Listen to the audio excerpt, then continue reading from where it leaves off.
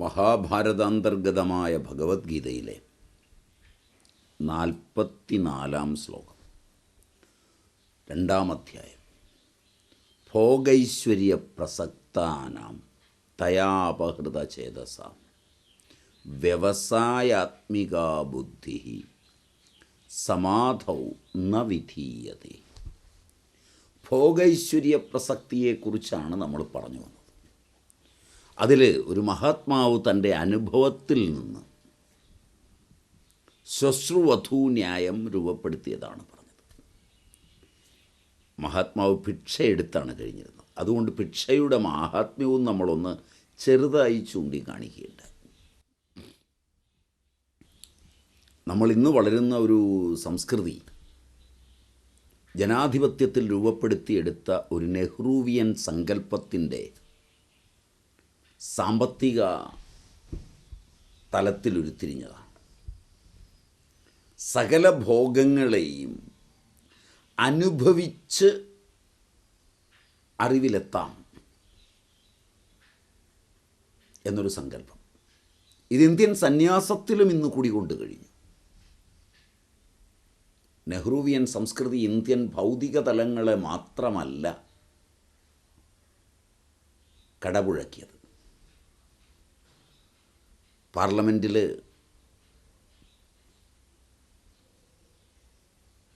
ഒരു സന്യാസ സംഘടിത മുന്നേറ്റം ഒരിക്കൽ ഉണ്ടായപ്പോൾ ഒരു പ്രസംഗം തന്നെ നടന്നിരുന്നു. There are lakhs and lakhs of beggars clad in saffron clothes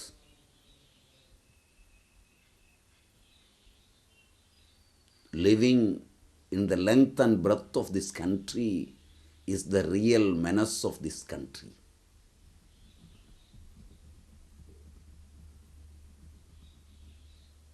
ദാർശനിക തഥ്യയുടെ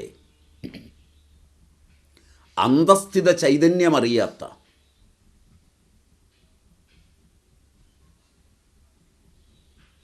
തങ്ങളിരിക്കുന്ന ഇരിപ്പിടങ്ങൾ പോലും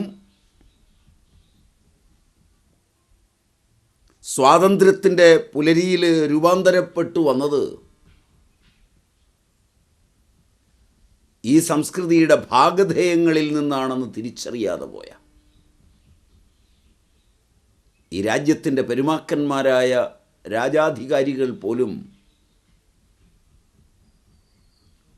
ദാർശനിക സൗരഭം നുകർന്ന്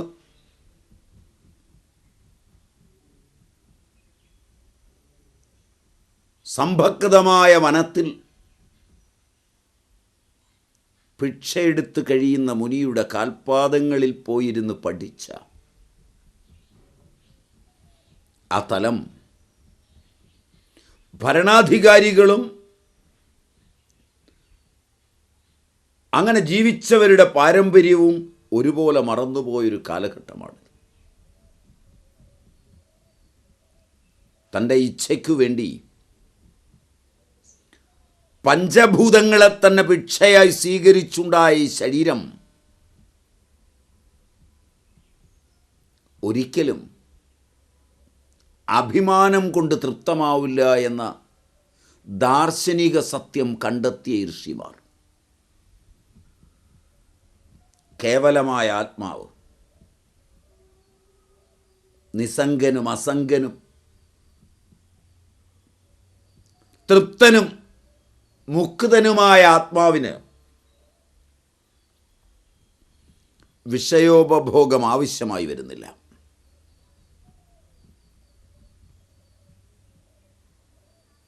മായയും കാലശക്തിയും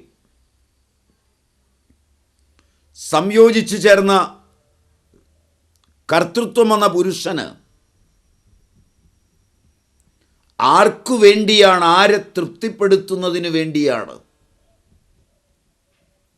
സപ്താന്ന സർഗം അനിവാര്യമായിരിക്കുന്നത്?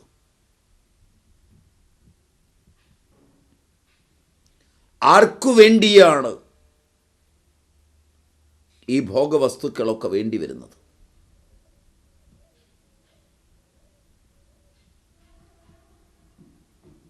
ഭോഗവസ്തുക്കളെ സൃഷ്ടിച്ചെടുത്താൽ തൃപ്തി ഉണ്ടാകുമോ?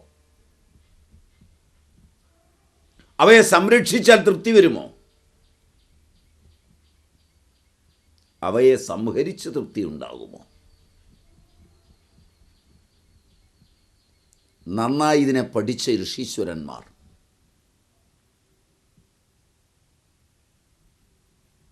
ഈ ക്ഷണമൊന്നുകൊണ്ട് മാത്രം, ഇച്ഛ കൊണ്ട് മാത്രമുണ്ടായ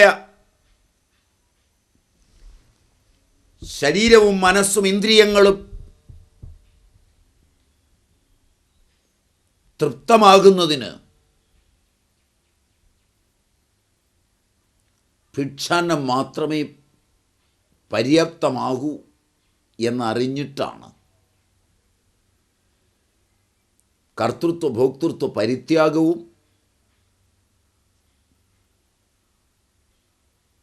അതിനനുഗുണമായി ഭിക്ഷയും നിർദ്ദേശിച്ചത്. ഒട്ടേറെ അറിഞ്ഞു കഴിഞ്ഞ് മാത്രമെത്തുന്ന പദവി,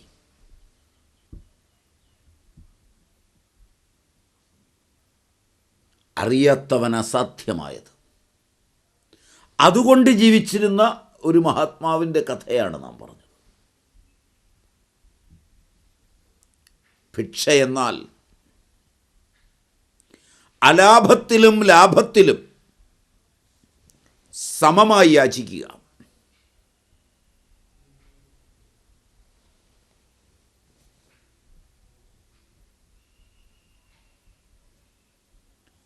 ഭിക്ഷാം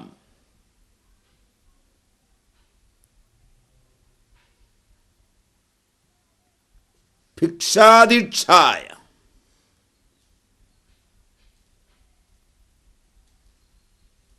അമലാദേ അമലാഭേ അലാഭേ ലാഭേ ച. ഭിക്ഷായാം ഭിക്ഷകൾ. ഭിക്ഷ എന്നാൽ ലാഭത്തിലും അലാഭത്തിലും സമം.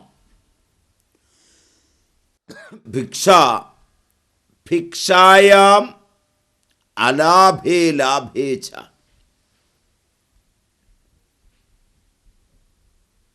ഇതിനാണ് ഭിക്ഷ എന്ന് പറയുന്നതെന്ന് താത്വർത്ഥ നിർദ്ദേശവുമുണ്ട്. ഈ ധാതുവിൻ്റെ അർത്ഥം ഭിക്ഷായാം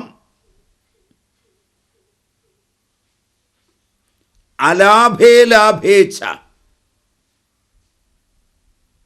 ചിലപ്പോൾ അലാഭമുണ്ടാവും, ഭിക്ഷ കിട്ടിയില്ലെന്ന് വരും. ചിലപ്പോൾ ലാഭമുണ്ടാവും. ആ അവസ്ഥയിൽ ഭിക്ഷ എടുക്കാനാകുമ്പോൾ മാത്രമേ ഭിക്ഷ എടുക്കാവൂ. ധാത്വർത്ഥപ്രകാരം അതാണ് ഭിക്ഷ. നമ്മുടെ മഹാത്മാവ് അത്തരത്തിൽപ്പെട്ടയാളാണ്. അതുകൊണ്ട് അദ്ദേഹം ഉച്ച കഴിയുമ്പോൾ എല്ലാവരും ആഹാരം കഴിച്ചു കഴിഞ്ഞ് മാത്രം മിച്ചമുണ്ടെങ്കിലേ കിട്ടാവൂ എന്ന് തീരുമാനിച്ചു. നേരത്തെ കടന്നു എന്ന് സംഘർഷമൊന്നും ഉണ്ടാക്കൂല. അദ്ദേഹം വീട്ടിൽ ചെന്ന് ഏതാണ്ടൊരു 2 മണിയാകുമ്പോൾ, ഉച്ചയ്ക്കൊരു 2 മണിയോളം ആകുമ്പോൾ, 11:30-12 മണിക്കൊക്കെയാണ് സാധാരണ ആളുകൾ പ്രാതൽ കഴിക്കുന്നത്. പ്രാതൽ എന്ന് പറയുന്നത് പ്രഭാത ഭക്ഷണമെന്ന് തന്നെയാണ് അർത്ഥം. ഉച്ചഭക്ഷണമെന്നൊന്നും വേറെയില്ല. രാവിലെ ഉള്ളത് ജലപാനമാണ്. അല്പം വെള്ളം കുടിക്കുക. അഗ്നി നല്ല പോലെ ജ്വലിച്ചു വരുമ്പോൾ ഭക്ഷണം ഇട്ട് കൊടുക്കുക. അഗ്നിയെ അല്പം പോലും പീഡിപ്പിക്കാതെ ഭക്ഷണം ദഹിപ്പിക്കാൻ പാകത്തിനിട്ട് കൊടുക്കുന്നത് പിത്തകാലത്തിലാണ്. അതൊക്കെ പഠിച്ച മഹാത്മാവാണ്. അതുകൊണ്ട് അദ്ദേഹം നല്ല പോലെ അഗ്നി ജ്വലിച്ചു വന്നു കഴിഞ്ഞ് 10 മുതൽ 2 മണി വരെയാണ് പിത്തകാലം.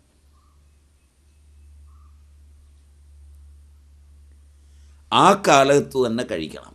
അതിൻ്റെ അന്ത്യപാദം എത്തുമ്പോഴേക്ക് ഒരു 1 മണി 1:30 ആകുമ്പോൾ അദ്ദേഹം വീട്ടിലെത്തി നാരായണ ഹരി എന്നിങ്ങനെ പറയും. ഇതാണ് അദ്ദേഹത്തിൻ്റെ ഭിക്ഷാരീതി. അദ്ദേഹം ചെന്ന് നിന്ന് നാരായണ ഹരി എന്ന് ഉറക്കെ പറഞ്ഞു.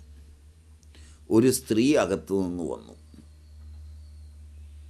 അവർ മഹാത്മാവിനെ ഒരുപാട് ശകാരിച്ചു. തെണ്ടി നടക്കുകയാണ്.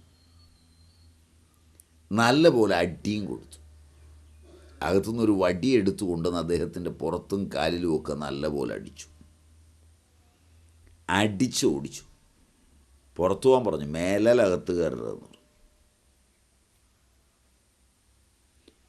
ആരോട് ചോദിച്ചിട്ടാണ് ഇതിനുള്ളിൽ പ്രവേശിച്ചതെന്ന് ചോദിച്ചു. ഈ ഗേറ്റിനകത്ത് പ്രവേശിച്ചത് ആരെ അറിയിച്ചിട്ടാണ്? ആരോട് ചോദിച്ചിട്ടാണ്? വളരെയധികം ചീത്ത വിളിച്ച്, വളരെയധികം അടിച്ച്, കല്ല് പെറുക്കിയൊക്കെ എറിഞ്ഞ് അദ്ദേഹത്തെ ഓടിച്ച് പുറത്തിറങ്ങി. കാലൊക്കെ പൊട്ടി, ശരീരത്ത് പാടുവീണു. അങ്ങനെ അദ്ദേഹം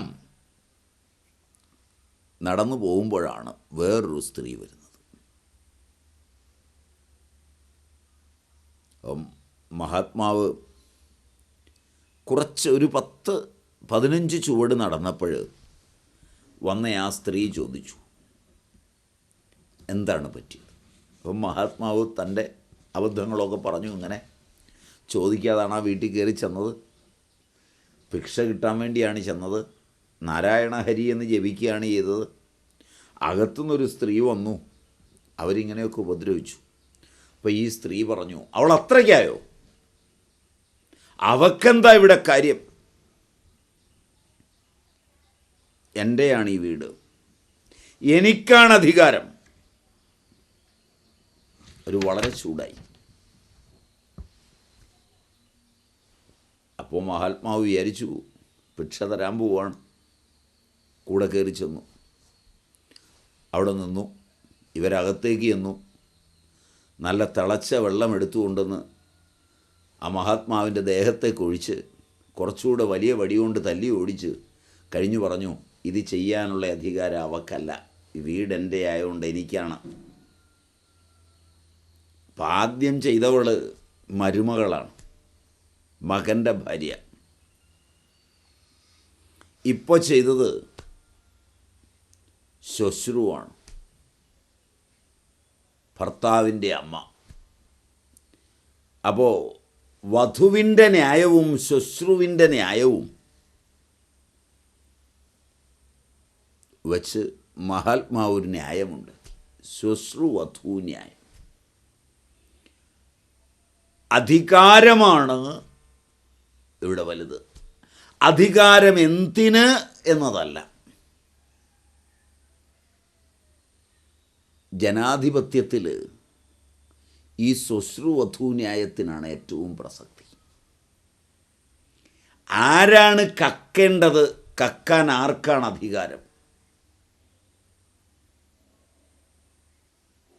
ആർക്കാണ് കമ്മീഷൻ വാങ്ങിക്കാൻ അധികാരം?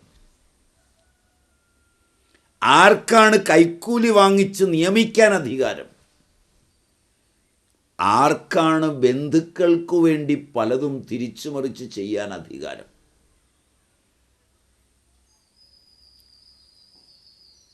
ആർക്കൊക്കെയാണ് സ്വജനപക്ഷപാതം കാണിക്കാൻ അധികാരം? ആർക്കെല്ലാമാണ് ഈ രാജ്യത്തിൻ്റെ ഭാഗധേയം തകർക്കാൻ അധികാരം? ഭരണഘടന വായിച്ചു നോക്കുവാനോ അത് ഉൾക്കൊള്ളുവാനോ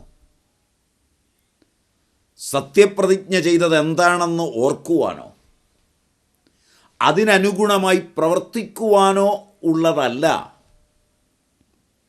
ജനാധിപത്യത്തിൻ്റെ ഭരണ സംവിധാനങ്ങളൊന്നും. പകരം ശ്വശ്രുവധൂ ന്യായത്തിൽ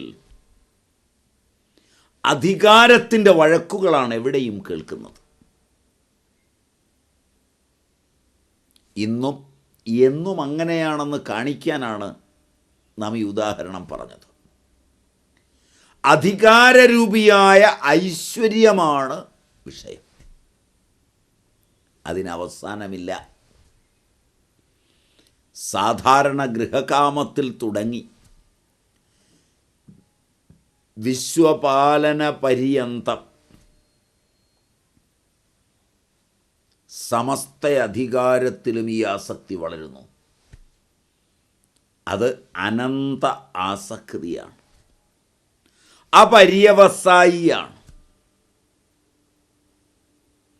ഐശ്വര്യത്തിന് ഇങ്ങനെ ഒരർത്ഥമുണ്ട്.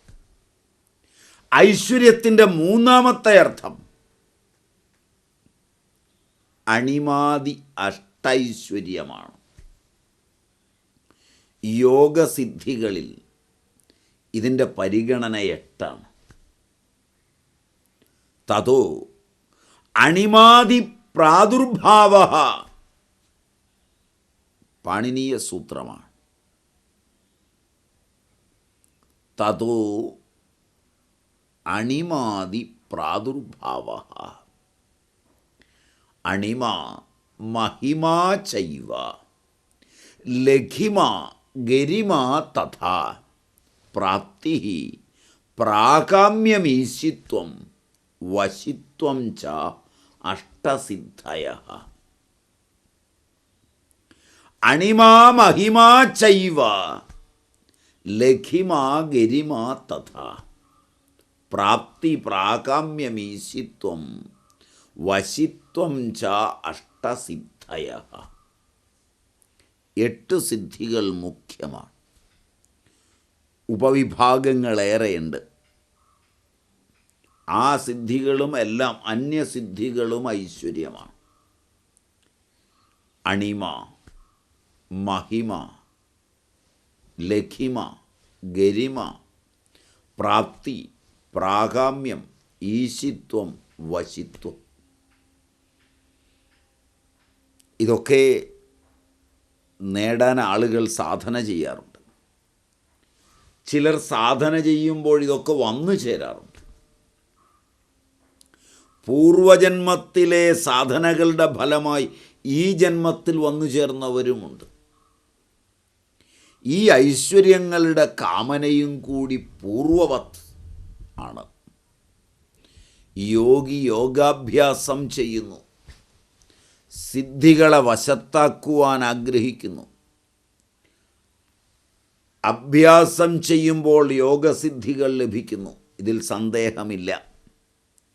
യോഗികൾ പല ചമൽക്കാരങ്ങളും കാണിക്കും. ഇഷ്ടിക കൊണ്ട് ശർക്കരയുണ്ടാക്കും, വെള്ളം കൊണ്ട് നെയ്യുണ്ടാക്കും, വീഞ്ഞുണ്ടാക്കും, വെള്ളമൊഴിച്ച് തിരി കത്തിക്കും എന്നിങ്ങനെ ചിലരങ്ങനെ സിദ്ധികളിൽ മുഴുകിക്കഴിയുന്നു. സിദ്ധികളുടെ ഹേയത മഹായോഗീശ്വരനായ യോഗശാസ്ത്ര പ്രവർത്തകൻ പതഞ്ജലി മഹർഷി സ്വയമേവ യോഗസൂത്രത്തിൽ പറഞ്ഞിട്ടുണ്ട്. ഹേയങ്ങളാണ്, ത്യാജ്യങ്ങളാണ് സിദ്ധികൾ. തേ സമാധാവുപസർഗാവ്യുത്ഥാനേ സിദ്ധയഃ. തേ സമാധാവുപസർഗാവ്യുത്ഥാനേ സിദ്ധയഃ.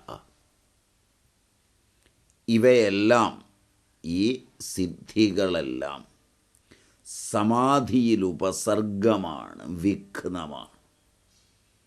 അതുകൊണ്ട് ചരമചരണത്തിൽ സമാധൗ ന വിധീയതേ എന്ന് പാതഞ്ജല യോഗസൂത്രത്തിൻ്റെ അതേ തലത്തിൽ ഭഗവാൻ ഓർമ്മിപ്പിക്കുകയാണ്. എപ്രകാരമാണോ യോഗസിദ്ധികളെ പാതഞ്ജല യോഗസൂത്രം പറഞ്ഞത്, തതോ അണിമാതി പ്രാദുർഭാവഃ അണിമ മഹിമ ചൈവ ലഘിമ ഗരിമ തഥാ പ്രാപ്തി പ്രാകാമ്യമീശിത്വം വശിത്വം ച അഷ്ടസിദ്ധയ എന്ന 8 സിദ്ധികളെയും ഇതര സിദ്ധികളെയും അഭിപ്രായപ്പെട്ട പതഞ്ജലി മഹർഷി അതിൻ്റെ ചരമപാദത്തിൽ തേ സമാധാവുപസർഗാവ്യുദ്ധാനേ സിദ്ധയ എന്ന് പറയുമ്പോൾ ഇവിടെ ഭഗവത്ഗീതയിൽ ഭോഗ ഐശ്വര്യ പ്രസക്താനാം ഭോഗ ഐശ്വര്യ പ്രസക്തന്മാർക്ക് തയാപഹൃതചേതസാം വ്യവസായാത്മികാ ബുദ്ധി സമാധൗ ന വിധീയതേ. വ്യവസായാത്മികയായ ബുദ്ധി, നിശ്ചയാത്മികയായ ബുദ്ധി, സ്ഥിതമായ ബുദ്ധി, സ്ഥിതധി പ്രജ്ഞ ലഭിക്കില്ല.